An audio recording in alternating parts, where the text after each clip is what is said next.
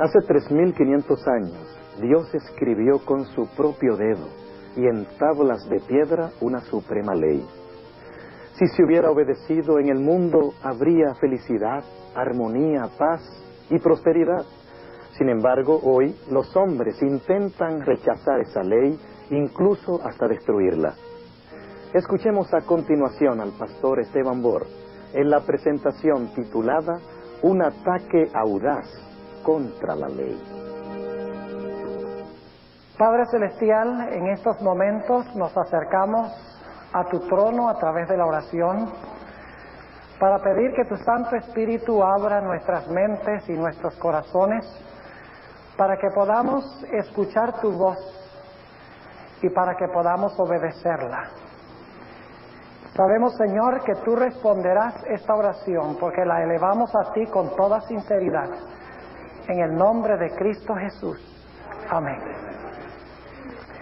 Quisiera invitarles esta noche a abrir sus Biblias conmigo al libro de Ezequiel, el capítulo 28. Y vamos a leer un versículo que ya hemos leído antes. Es más, vamos a repasar esta noche algunas cosas que hemos estudiado en temas anteriores para colocar el marco para el material nuevo que vamos a presentar esta noche. Ezequiel el capítulo 28 y voy a leer el versículo 16. Este versículo está hablando de ese personaje Lucifer que vivía en el cielo en un tiempo y que luego fue lanzado fuera del cielo por pecar en contra de Dios. Ahora quiero leer el versículo 16 y hay una palabrita especial que quiero recalcar. Dice, hablando de este ser, a causa de la multitud de tu contratación, fuiste lleno de iniquidad y ¿qué? Y pecaste. Muy bien. No olviden esa palabra pecaste, porque es una palabra muy importante. Ahora vamos a 1 de Juan, el capítulo 3. Primera de San Juan, el capítulo 3, y vamos a leer el versículo 8. Primera de Juan 3 y el versículo 8. Está hablando de este mismo personaje, del diablo.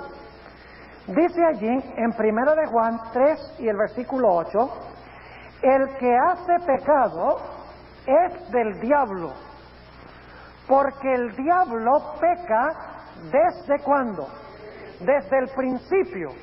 Ahora noten, en Ezequiel 28:16 dice que Lucifer, que luego llegó a ser Satanás, pecó ¿a dónde? En el cielo. Aquí dice que el diablo pecó desde el principio. Ahora, vamos a hacernos la pregunta, ¿qué es el pecado? Vamos allí mismo a 1 de Juan 3 y vamos a leer el versículo 4. Cualquiera que hace pecado traspasa también la ley, pues el pecado es transgresión de la ley. ¿Qué es el pecado? ¿Qué significa la palabra transgresión? Significa quebrantar la ley. Ahora escuchen lo que voy a decir. Si el pecado es transgresión de la ley y el diablo pecó en el cielo existía la ley. ¿Están entendiendo el punto que estoy diciendo?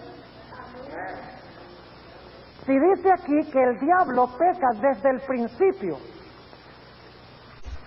no desde el Sinaí, cuando Dios dio los 10 mandamientos, dice que el diablo peca desde el principio y el pecado es transgresión de la ley, ¿tiene que haber existido la ley en el principio?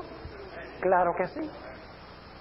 Muchas personas creen que la ley de Dios comenzó cuando Dios la habló al pueblo en el monte Sinaí en los días de Moisés y de Israel. Pero en Ezequiel 28:16, al igual que en 1 de Juan 3, 4 y 8, nos dice que el pecado se originó en el cielo y el pecado es quebrantar la ley, tiene que haber existido la ley. El pecado viene desde el principio, lo cual significa que la ley tiene que haber existido en el principio porque el pecado es transgresión de la ley. Ahora vamos a Génesis, el capítulo 2, y vamos a leer el versículo 15 hasta el versículo 17.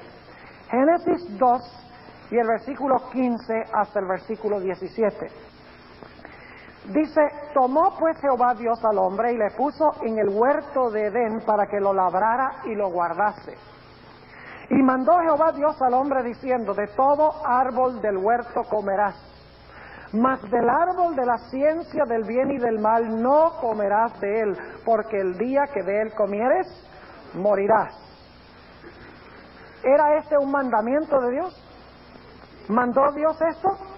¿Recuerdan que hemos estudiado que en este mandamiento se encontraban encerrados todos los principios de los 10 mandamientos? Porque cuando Eva comió del árbol, robó lo que no le pertenecía, codició el fruto, quiso hacerse Dios, habló falso testimonio contra Dios, es decir, quebrantó todos los principios de la ley de Dios. Es decir, tenemos aquí Dios dando una ley.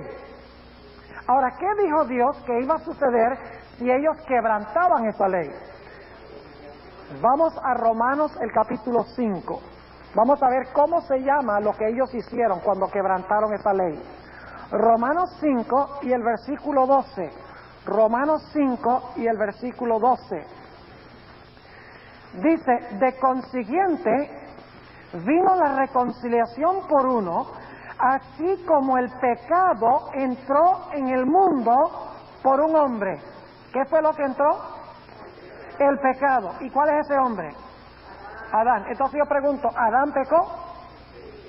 ¿Pero qué es pecado? Transgresión de la ley. ¿Tiene que haber existido entonces la ley cuando Adán pecó? ¿Me están entendiendo o no? Claro que sí. Es decir, Dios tenía la ley, le dijo: obedezcan mi ley. Adán y Eva desobedecieron la ley, y aquí dice que como resultado entró ¿qué cosa? El pecado. ¿Pero qué entra como resultado del pecado? Volvamos otra vez aquí al versículo 12. Dice: de consiguiente vino la reconciliación por uno, así como el pecado entró en el mundo por un hombre, y por el pecado ¿qué cosa? La muerte. Volvamos a Génesis 3. Génesis el capítulo 3. Y vamos a leer el versículo 19. Génesis 3 y el versículo 19. Esto es después que Adán y Eva comieron del árbol. Ahora noten lo que les va a decir Dios. En el sudor de tu rostro comerás el pan hasta que vuelvas a la tierra, porque de ella fuiste tomado, pues polvo eres y al polvo serás tornado. Noten entonces que Dios tenía su ley. Le dijo a Adán y Eva que obedecieran su ley. Cuando ellos desobedecieron la ley, eso es lo que la Biblia llama pecado. Y el resultado del pecado es ¿qué cosa? La muerte. ¿Están entendiendo lo que estamos estudiando? Ahora, ¿quería Dios que el hombre muriera? Dios no quería que el hombre muriera. Dios quería salvar al hombre, pero yo les pregunto, ¿la ley exigía la muerte del pecador? Sí, porque la paga del pecado es muerte, según había dicho Dios. Pero Dios quería salvar al hombre de la muerte. Ahora, ¿qué podía hacer? En Génesis 3:21 tenemos la respuesta. Note lo que dice Génesis 3:21. Y Jehová Dios hizo al hombre y a su mujer túnicas de pieles y vistiólos. ¿Qué les hizo Dios a Adán y Eva para cubrir la vergüenza de su desnudez? Túnicas de pieles. ¿Qué tuvo que suceder para que Dios pudiera conseguir esas pieles? Tuvo que morir un animal. Es decir, Dios le estaba diciendo a Adán y Eva: ustedes han desobedecido mi ley. Eso es pecado. Como han pecado, deben morir. Pero ese mismo día que debía morir, el Señor Jesucristo en el cielo se presentó delante de su Padre, y eso lo sabemos porque dice en Apocalipsis 13:8 que Cristo es el Cordero de Dios inmolado desde la fundación del mundo. Es decir, el mismo día que el hombre pecó, el Señor Jesucristo se presentó ante su Padre y le dijo: Padre, el hombre debe morir porque ha quebrantado mi ley, pero yo voy a venir al mundo y yo voy a cargar sus pecados y yo voy a pagar la muerte que él debe sufrir. Es decir, que ese día cuando se sacrificó el cordero, Se estaba anunciando en la tierra de que el verdadero Cordero en el cielo había ofrecido su vida en lugar de la vida del pecador. Ahora yo pregunto, ¿es eso lo que se llama la gracia? ¿Es eso la gracia? Entonces mi pregunta es, en el libro de Génesis, ¿tenemos ley y gracia? Hay muchas personas hoy en día que dicen, bueno, el Antiguo Testamento era ley y el Nuevo Testamento es gracia. Pero ¿saben ustedes que en el Antiguo Testamento hay gracia y en el Nuevo Testamento hay ley? En el Antiguo Testamento hay ley y gracia y en el Nuevo Testamento también hay ley y gracia. No podemos decir que en el Antiguo Testamento era pura ley y ahora es pura gracia, porque ya hemos visto que cuando el hombre desobedeció la ley, pecó, debía morir, en lugar del hombre murió un cordero. Eso es la gracia. La gracia que viene cuando el hombre acepta a Cristo como el Salvador de su vida. Ahora, hay mucha confusión en cuanto a este tema de la ley y la gracia, y necesitamos entender este tema. Déjenme decirles que la Biblia aparentemente, y subrayo esa palabra, aparentemente, la Biblia se contradice cuando habla de la salvación. Y recuerden que dije aparentemente, porque la Biblia no se contradice. La contradicción la tenemos solamente en nuestro cerebro. Son nuestras limitaciones de nuestra mente la que no nos permite entender. Pero la Biblia no se contradice, pero aparentemente la Biblia, cuando habla de la salvación, como que dice una cosa y luego dice otra cosa. Déjenme darles una ilustración.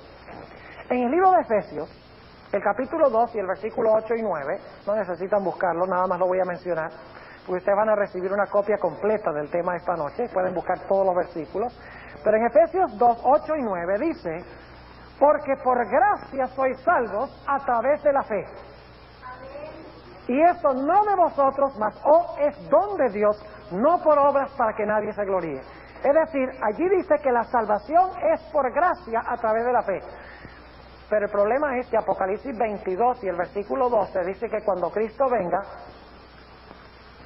recompensará a cada uno según fueren sus obras. Entonces se dice, bueno, si somos salvos por gracia, ¿por qué Dios nos va a juzgar por nuestras obras? Aparentemente hay una discrepancia. Pero el panorama se complica más. Porque el apóstol Pablo dice en Romanos 3:28, concluimos pues que el hombre es justificado por la fe sin las obras de la ley. Pero el problema es que el mismo apóstol Pablo en Romanos 2, 7 y 8 dice, no son los que oyen la ley, sino los que hacen la ley, los que serán justificados. Entonces dice, bueno, dice, somos justificados por fe, sin las obras de la ley, y entonces en el capítulo anterior dice, no son los oidores, sino los que hacen la ley, los que serán justificados. Pero el panorama se complica más todavía.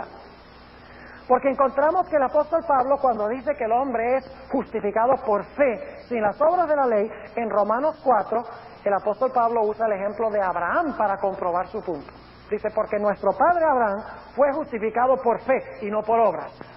Pero lo interesante es que Santiago 2, que también es un libro de la Biblia, Santiago dice, ¿no fue justificado nuestro padre Abraham por obras cuando ofreció a su hijo sobre el altar? Entonces nos preguntamos, bueno, ¿qué es lo que está pasando aquí? Salvos por gracia, juzgados por obras. Justificados por fe, pero los hacedores de las obras son los que son justificados. ¿Qué es lo que está sucediendo aquí? El apóstol Pablo dice justificados por fe y mire, Abraham es el ejemplo. Santiago dice justificados por obras y mire, Abraham es el ejemplo. La Biblia no se contradice en este particular. Lo que pasa es que nosotros tenemos que entender la relación correcta entre la gracia y las obras, entre la ley y la gracia. Hay que entender correctamente la relación que existe entre estas cosas. Ahora, lo primero que yo quiero que nosotros notemos es quién fue el que habló la ley. Ahora, nosotros sabemos que la Biblia dice que Jehová fue el que habló los 10 mandamientos. Pero ustedes saben que la Biblia enseña de que Dios es un Dios trino, Padre, Hijo y Espíritu Santo. Inmediatamente nos preguntamos, ¿quién de los 3 miembros de la Trinidad fue el que habló los 10 mandamientos, que es la ley de Dios? tal vez les sorprenda, pero en realidad el individuo que habló los 10 mandamientos fue Cristo. Y ya lo hemos estudiado antes, así que nada más voy a repasar los detalles ahora. Ustedes recuerdan en Éxodo, el capítulo 3, que Jehová se apareció en la zarza que ardía, que no se consumía. Y dijo ahí en Éxodo 3, 5 al 8, yo soy el Dios de Abraham, Isaac y Jacob, y yo he venido para librar a mi pueblo de Egipto. Pero en Éxodo 20, a donde se encuentran los 10 mandamientos, Éxodo 21, la persona que está hablando dice, yo soy Jehová tu Dios que te sacó de la tierra de Egipto, de casa de servidumbre. Es decir, en Éxodo 3 no los ha sacado todavía y dice, yo he descendido y los voy a sacar. En Éxodo 20, donde están los 10 mandamientos, dice, yo fui el que los saqué. Entonces, ¿la persona en la zarza ardiente es la misma que dio los 10 mandamientos? Claro que sí. Ahora, en Éxodo 3, Moisés le dice a Dios, bueno, cuando yo vaya al pueblo y me pregunten quién me envió, ¿qué les voy a decir? Y Jehová le dice, diles que yo soy que ha enviado.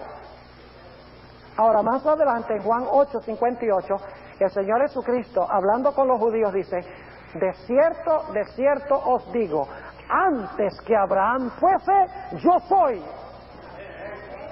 Y los judíos entendieron bien lo que Jesús estaba diciendo, porque dice en el versículo 59 que recogieron piedras para tirárselas, porque siendo hombre había dicho que era Dios. Ahora Jesús tenía derecho de decir que era Dios, porque no solamente era hombre, sino también Dios. Pero el punto principal es, hermanos y hermanas, visitas, que el que habló los 10 mandamientos fue Jesús, el yo soy de la Sagrada Escritura. Ahora yo pregunto, ¿quién fue el que escribió los 10 mandamientos? Bueno, necesitamos dejar que la Biblia nos lo diga. Vamos a Éxodo 31.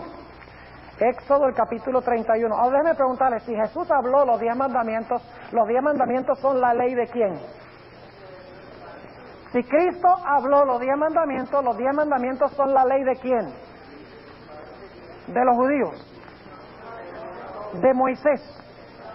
¿De quién? Si Cristo los habló, son la ley de Cristo. ¿No es cierto? Y Cristo es Dios, lógicamente. Ahora, quiero que noten quién escribió los 10 mandamientos. Porque Jesús los habló, pero otro miembro de la Trinidad los escribió. Noten Éxodo 31, 18. Hablando de los 10 mandamientos, dice, y dio a Moisés, como acabó de hablar con él en el monte de Sinaí, 2 tablas del testimonio, tablas de piedra, escritas con el dedo de Moisés. Ah, muy bien, ustedes tienen sus Biblias y están leyendo, magnífico. Dice, tablas de piedra escritas con el dedo de ¿quién? De Dios. Ahora, ¿qué es el dedo de Dios? Vamos al Nuevo Testamento, al Evangelio según San Mateo, el capítulo 12, y quiero que metan un dedo allí en el capítulo 12 de Mateo, y luego vamos a Lucas 11:20. Vamos a Lucas 11 y el versículo 20, y vamos a compararlo con Mateo 12:28. Vamos a leer primero Mateo 12 y el versículo 28. Jesús está hablando aquí de la forma como Él echa demonios y con qué poder echa demonios. Dice allí Jesús, y si por el Espíritu de Dios yo echo fuera los demonios, ciertamente ha llegado a vosotros el reino de Dios. ¿Cómo echaba Jesús los demonios? ¿Por medio de qué? Del Espíritu de Dios echaba demonios. Ahora noten Lucas 11:20. Dice Jesús, mas si por el dedo de Dios echo yo fuera los demonios, cierto el reino de Dios ha llegado a vosotros. Jesús echaba los demonios por el Espíritu de Dios. Pero en Lucas 11:20 dice que echaba los demonios por el ¿qué? Por el dedo de Dios. Entonces pregunto, ¿qué es el dedo de Dios? Es el Espíritu de Dios. Si los 10 mandamientos fueron entonces escritos por el dedo de Dios, ¿quién fue el que escribió los 10 mandamientos? Fue el Espíritu Santo. Por eso es que el apóstol Pablo dice en Romanos 7 y el versículo 14, la ley es espiritual. Porque la ley fue escrita en tablas de piedra por el Espíritu Santo. Y dicho sea de paso, por eso es que en el libro de Éxodo dice que los 10 mandamientos fueron escritas con letras ¿de qué? De fuego, dice allí. Ahora, ¿por qué de fuego? ¿Qué representa el fuego en la Biblia? Ustedes recuerdan en el día de Pentecostés, cuando descendió el Espíritu Santo, dice que se vieron como lenguas ¿de qué? De fuego. Por eso los 10 mandamientos fueron escritas con lenguas de fuego o con letras de fuego, porque el Espíritu o el dedo de Dios estaba escribiendo los 10 mandamientos. Es decir, los 10 mandamientos son la ley de Cristo y son la ley del Espíritu Santo, según la Sagrada Escritura. Ahora, quiero preguntarles, ¿ustedes creen que la ley es buena? ¿Cuántos de ustedes creen que la ley es buena? Que los 10 mandamientos son buenos. El apóstol Pablo lo dice. Dice en Romanos 7 y el versículo 12, la ley es santa y el mandamiento santo, justo y bueno. La ley es buena.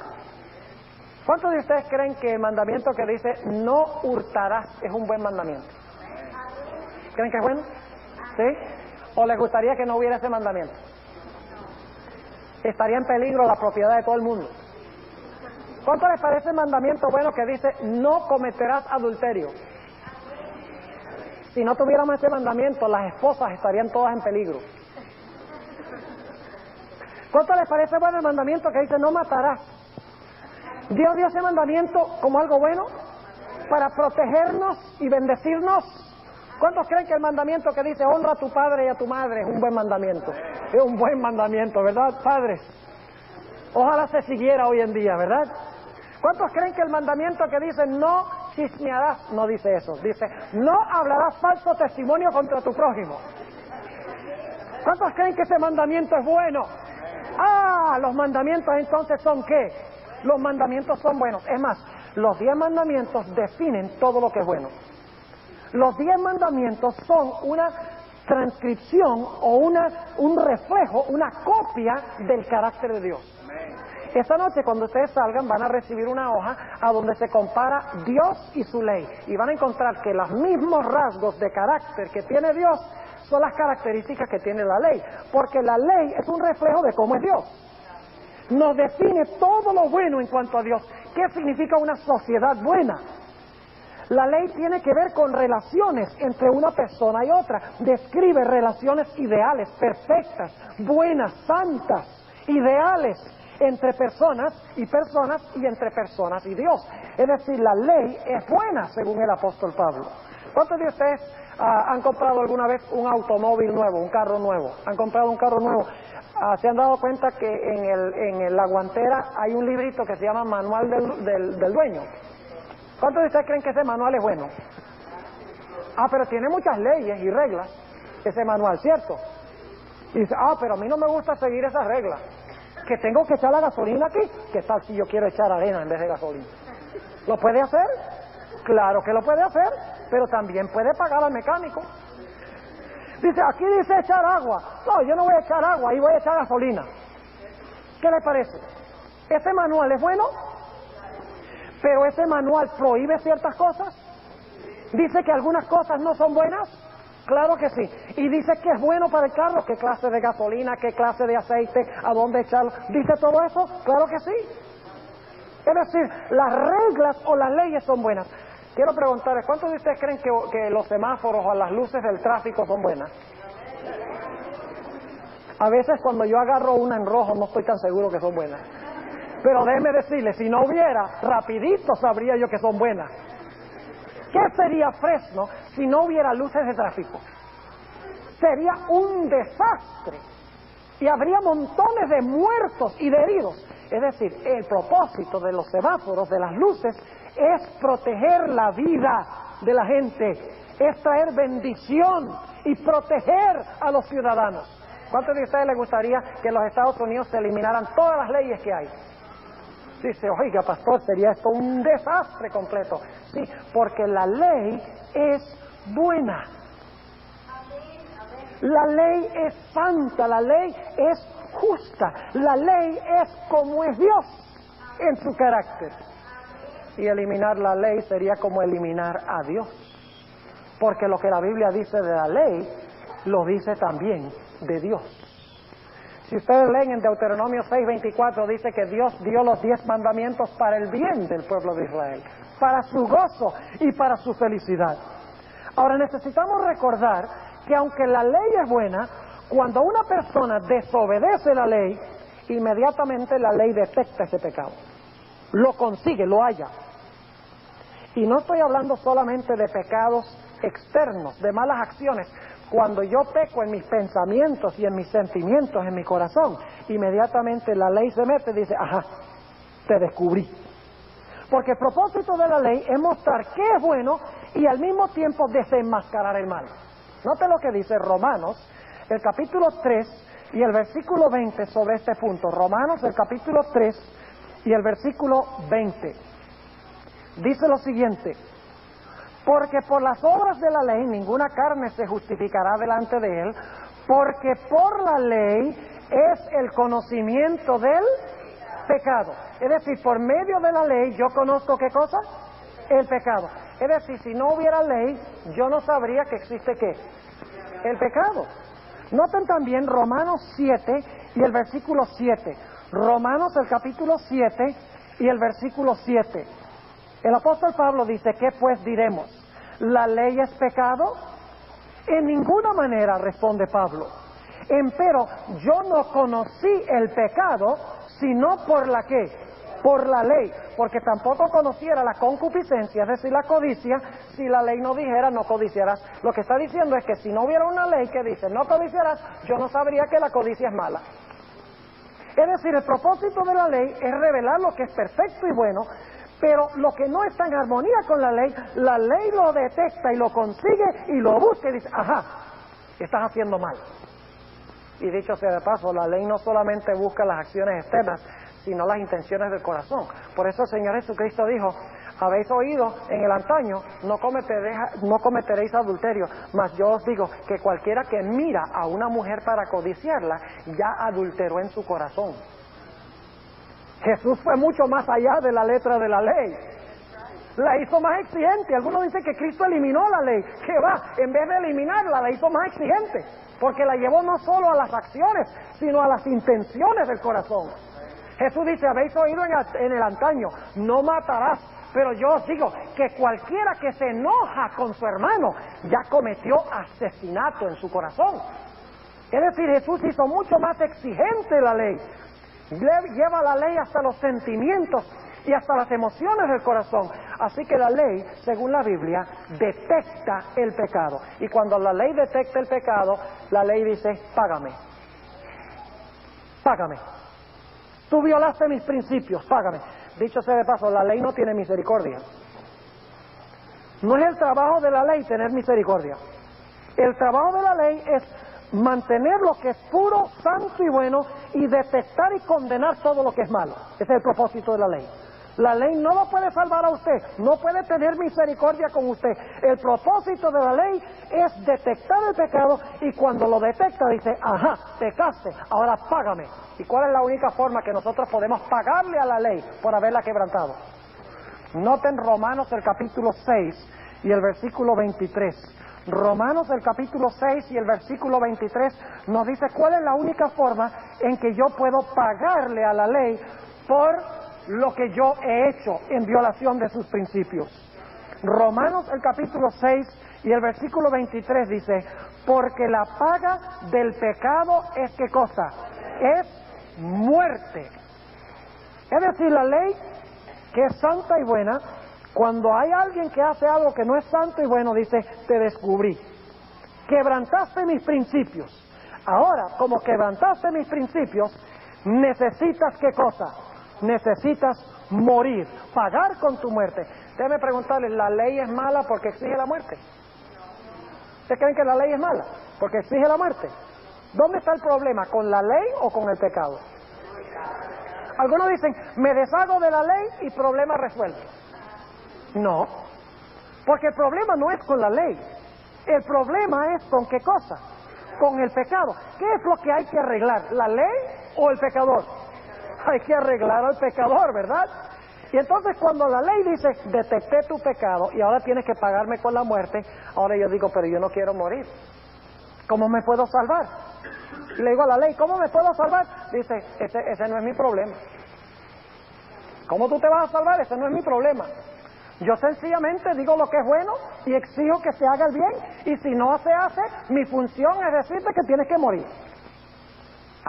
Pero la ley entonces me dice, pero sabes que aunque yo no te puedo perdonar, yo no te puedo tener misericordia ni gracia, ni te puedo perdonar tu pecado. Dice, hay uno que sí lo puede hacer. Y entonces la ley me dice, yo no puedo, pero hay uno que sí puede. ¿Recuerdan lo que leímos de Génesis al comienzo? Que Adán y Eva quebrantaron la ley, pecaron, e inmediatamente se pronunció que iban a morir. Dios había dicho ese mismo día que iban a morir. Pero después de decirles que iban a morir, se ofreció un ¿qué? Se ofreció un cordero. Es decir, la ley dijo, estás condenado a muerte, pero entonces a través del sacrificio Jesús dice, sí, pero si tú me aceptas a mí, el pecado tuyo yo lo pago. Es decir, la ley nos dirige ¿a quién? A Jesús. Por eso dice en Gálatas, el capítulo 3 y el versículo 24, que la ley es nuestro ayo para conducirnos ¿a quién? Para conducirnos a Jesús. Ahora déjenme ilustrar el punto para que lo puedan entender. Cuando yo estaba estudiando en el seminario en el estado de Michigan, hace algunos años, yo trabajaba en una fábrica de muebles. ¿Sabe? Cuando uno está estudiando tiene que trabajar en lo que sea. Yo tenía 3 trabajos. Trabajaba limpiando una iglesia y trabajaba con un camión de mudanza de la universidad. Y entonces en los otros ratos trabajaba en una fábrica de muebles y mi trabajito era limpiar la chimenea todas las noches después que terminaban, porque echaban pintura así de spray. Y entonces había un abanico que llevaba el exceso del spray y lo depositaba mucho de esa pintura en forma de polvo en las paredes de la chimenea. Entonces mi trabajo era ir con una espátula y quitar toda esa pintura que se había acumulado. Y bueno, fui el primer día, me puse el traje verde que ellos tenían ahí de trabajador, me subí, empecé a quitar todo eso, llegué hasta arriba, quité toda la pintura, me bajé, ya era más o menos de nochecita y ni siquiera se me ocurrió ir al baño a ver cómo me veía después de eso. Y bueno, me fui para mi casa, hay varias cuadras caminando, y cuando llegué a la casa y toqué la puerta, mi esposa abrió la puerta y cuando me vio casi le da un ataque al corazón, casi le da un infarto. ¿Qué te pasó? Y yo digo, ¿cómo que qué me pasó? Dice, ¿no te has mirado en un espejo? Yo dije, bueno, pues no he mirado en un espejo. Entonces enseguida fui al baño y me miré en el espejo. Y saben que, con la excepción de mis ojos y mis dientes, todo lo demás era negro, como un carbón de negro. Y yo dije, oiga, yo caminé hasta mi casa, así. ¿Qué habrá pensado la gente que me vieron? Ahora, debe preguntarles, ¿ustedes creen que el espejo me estaba diciendo la verdad? ¿Ustedes creen que el espejo me estaba haciendo un favor? ¿Creen que el espejo me estaba haciendo un favor? ¿Cuántos de ustedes creen que por la mañana el espejo les hace un favor? Les hace un favor, ¿verdad? ¿Por qué? Porque si ustedes no miran en el espejo, salen a la calle. ¡Qué vergüenza!, ¿verdad? Pero cuando miran en el espejo les dice la verdad, ¿sí o no? Sí les dice la verdad. Entonces yo sé cuál es la solución al problema. Cuando usted se levanta por la mañana, está todo despeinado y así con la cara toda grasosa en estos veranos que hacen aquí de 110 grados. Tiene la cara toda engrasada allí, se levantan y miran en el espejo y el espejo le dice, mira, estás sucio, estás todo grasoso, todo despeinado, anda, peínate. Le digo al espejo, espejo mentiroso. Y busco un bate de béisbol y digo, te arreglo a ti, ¡pum!, y rompo el espejo. Problema resuelto, ¿verdad? No, porque el problema no es con el espejo, el problema es conmigo. Dice en Santiago 1, 23 al 25 que la ley de Dios es un espejo. Y cuando yo me miro en el espejo, que es bueno, que es hermoso y bello, la ley me dice, tú necesitas arreglo. Estás mal. Estás sucio.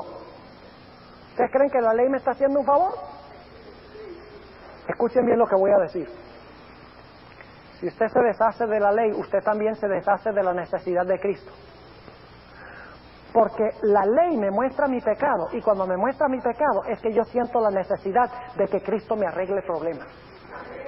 Pero si usted se deshace de la ley, no va a ver su pecado. Y si no ve su pecado, no va a sentir la necesidad de Cristo.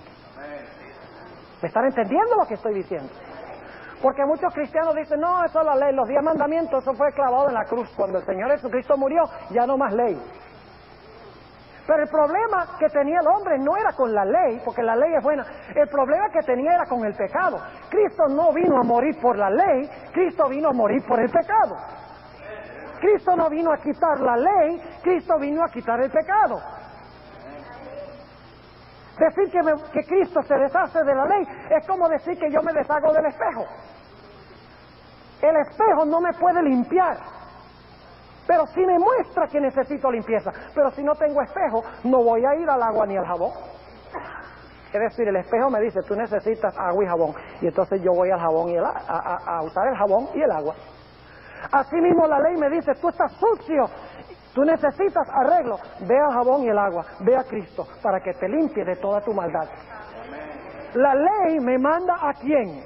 Me manda a Jesús, para que Jesús me limpie y me purifique de mis pecados. Supongamos que voy a un hospital para hacerme unos rayos X. Y entro allá a la máquina de rayos X y me hacen el rayos X de los pulmones y descubren que tengo tuberculosis. ¿Creen ustedes que esa máquina me está haciendo un favor? ¿Cuántos creen que la máquina me está haciendo un favor? ¿O prefieren que la máquina diga, tú no tienes ningún tuberculosis, no te preocupes? ¿Ah?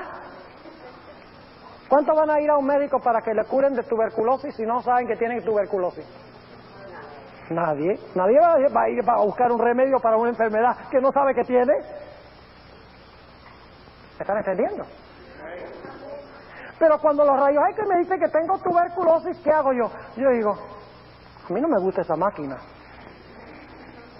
¡Qué máquina atrevida! Diciéndome que tengo tuberculosis. ¿Así reaccionamos? ¡No!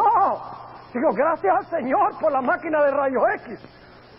Porque ahora sé que tengo la enfermedad y entonces ahora voy a visitar un médico para que me recete un remedio.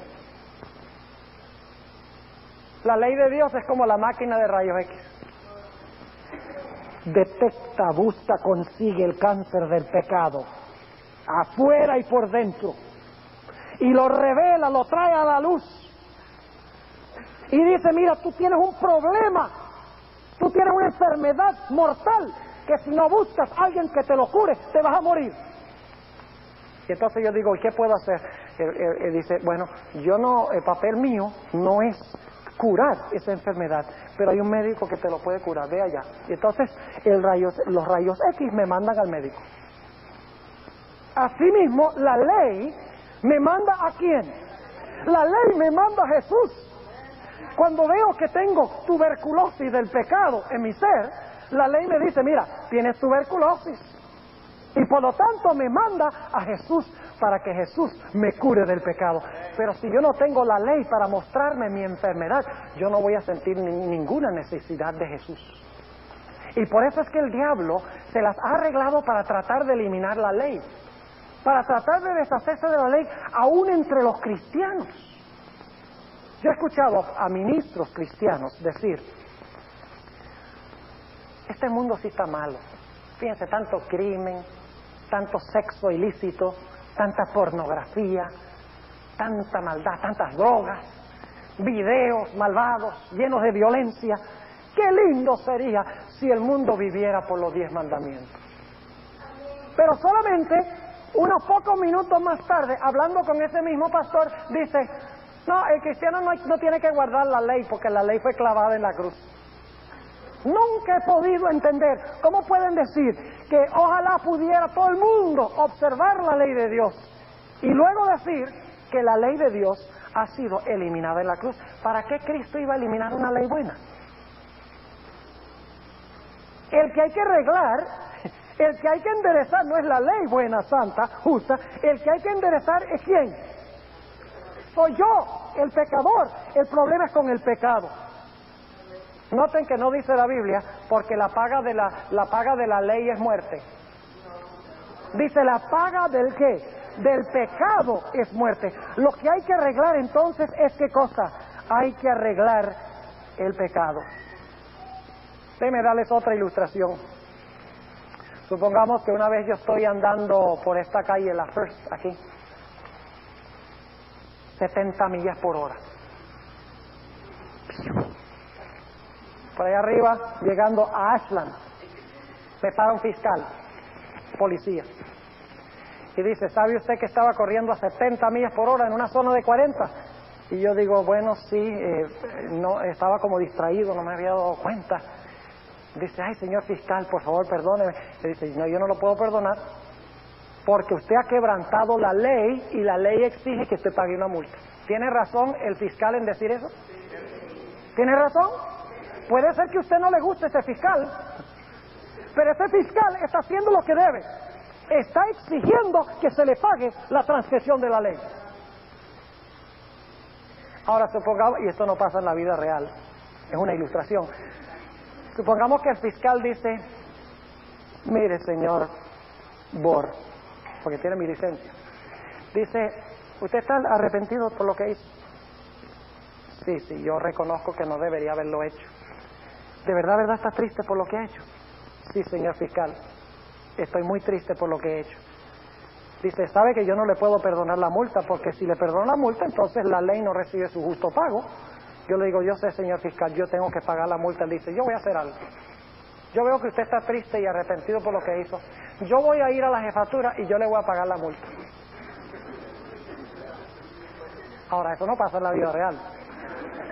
Pero mi pregunta es esta. Si el policía va y paga ¿la multa quedó paga? Claro que sí, pero no la pagué yo. Así la ley me dice, tú has quebrantado mis principios y mereces la muerte. Pero Jesús dice, esa muerte la pago yo. Así el pecado queda pago, pero el que pagó no fui yo, sino que fue Jesús. Eso es lo que se llama en la Biblia gracia. Ahora supongamos que el siguiente día yo estoy bajo la gracia, aleluya, estoy bajo la gracia, y me monto otra vez en la First Street, y ahora estoy subiendo y digo 90 millas por hora, ¡rum!, a toda velocidad, y por allá cuando estoy, ya esta vez llegué un poquito más al norte, ya estoy más al nortecito de Shaw, y el mismo fiscal me para y me dice, llega a la ventana y me pide la licencia. Usted no es el mismo que yo paré aquí ayer andando 70, y con una sonrisa de oreja a oreja le digo, el mismo.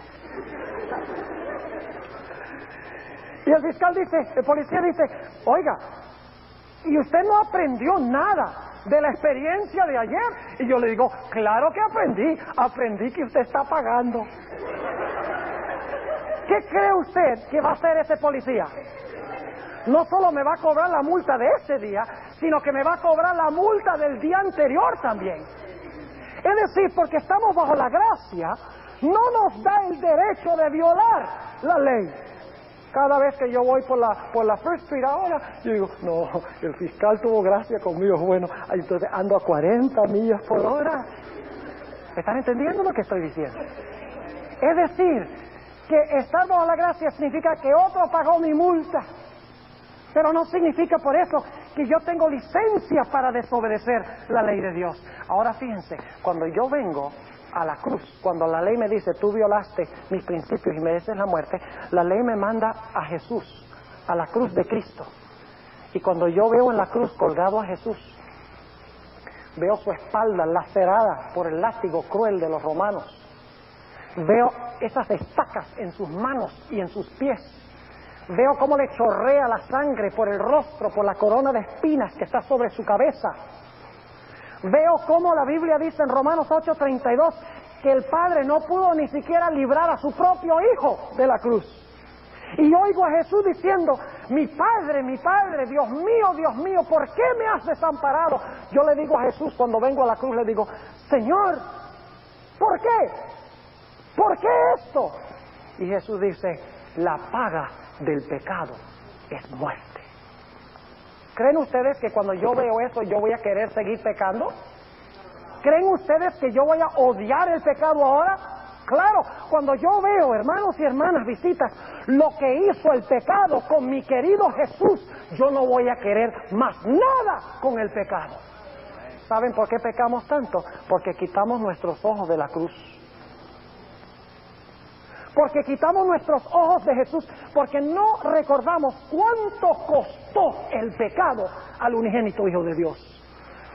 Porque no vemos el sufrimiento que aún el pecado le causa a Jesús en el cielo hoy en día cuando nosotros pecamos. Cuando yo veo el sufrimiento que causa el pecado a Dios, cuando veo el sufrimiento que le causa a mis semejantes, yo no voy a querer más nada que ver con el pecado.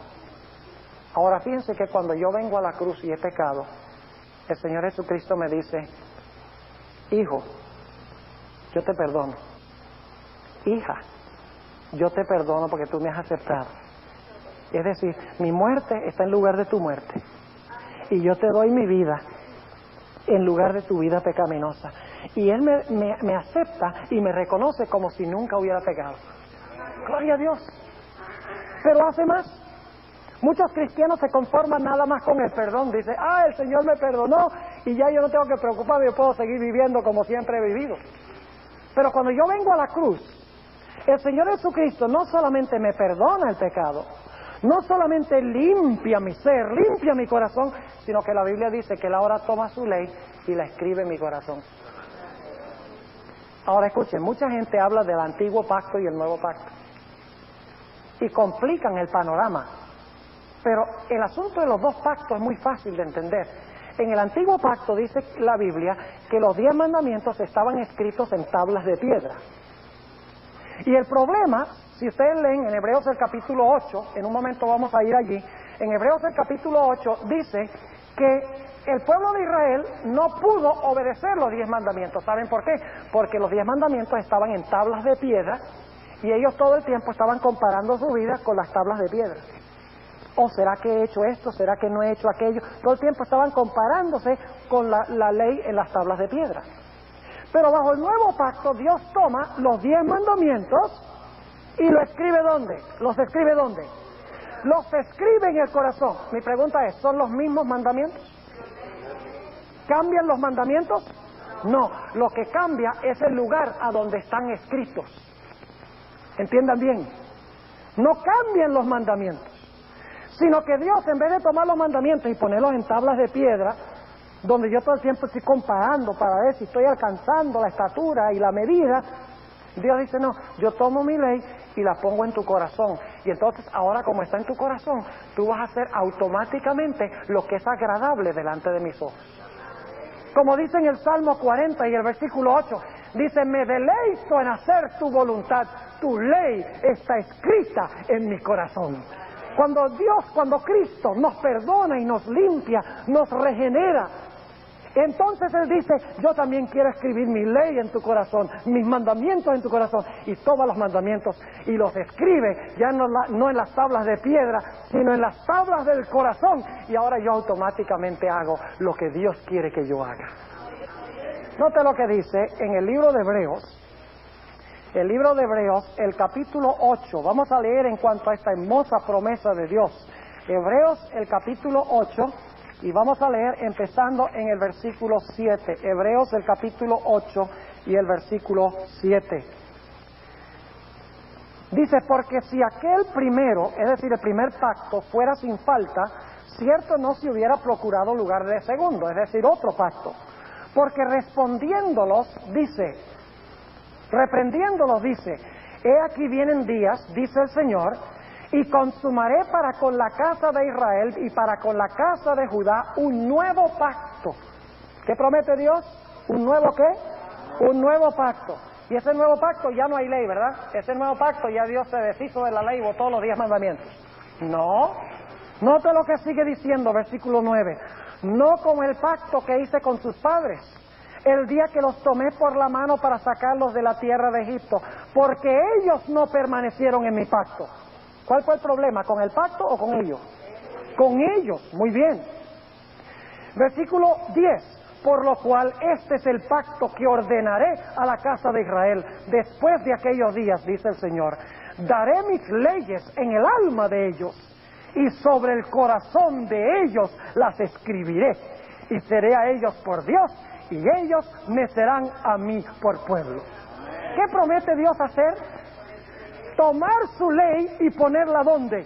Ponerla dentro de nuestro corazón, escribirla en el corazón del hombre, para que entonces hagamos lo que es agradable a Dios, no porque estamos obligados, no porque estamos comparando nuestras vidas con unas reglas en unas tablas de piedra, sino porque queremos hacerlo, porque la ley está escrita en el corazón y en el alma. Es decir, los mandamientos no cambian, son los mismos mandamientos, pero están escritos en un diferente lugar. ¿Entiende lo que estamos diciendo? Ahora, algunas personas dicen, bueno, pastor, ¿pero acaso el Señor Jesucristo no dijo que había ahora nada más 2 mandamientos? Amar a Dios y amar al prójimo. Jesús dijo que en esos 2 mandamientos se resumía toda la ley y los profetas. Un resumen no elimina la formulación mayor de algo, ¿verdad? Por ejemplo, si yo digo, yo tengo 10 puntos y esos 10 puntos los voy a resumir en 2, ¿el resumen de los 2 elimina los 10? Claro que no.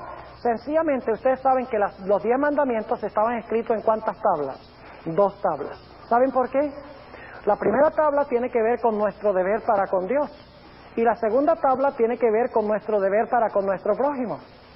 Es decir, la primera tabla define y explica lo que es amar a Dios, y la segunda tabla define lo que es amar a nuestro prójimo. Si usted ama a su prójimo, si usted ama a sus padres, que es su prójimo también, no los va a deshonrar. Si usted ama a su prójimo, no lo va a matar. Si usted ama a su prójimo, no va a adulterar con su esposa. Si usted ama a su prójimo, no va a hablar falso testimonio. Si usted ama a su prójimo, no va a robar lo que es de él. Si usted ama a su prójimo, no va a codiciar. Si usted ama a Dios, no va a tener otros dioses. Si usted ama a Dios, no va a tener ídolos de ese Dios. Si usted ama a Dios, no va a usar su nombre en vano. Es decir, que en esos 2 grandes mandamientos se hayan resumidos los 10. Por eso el apóstol Pablo, en Romanos 13, 8 al 10, cita los últimos 6 mandamientos y dice, en estos mandamientos todos se resumen en uno: amarás a tu prójimo como a ti mismo.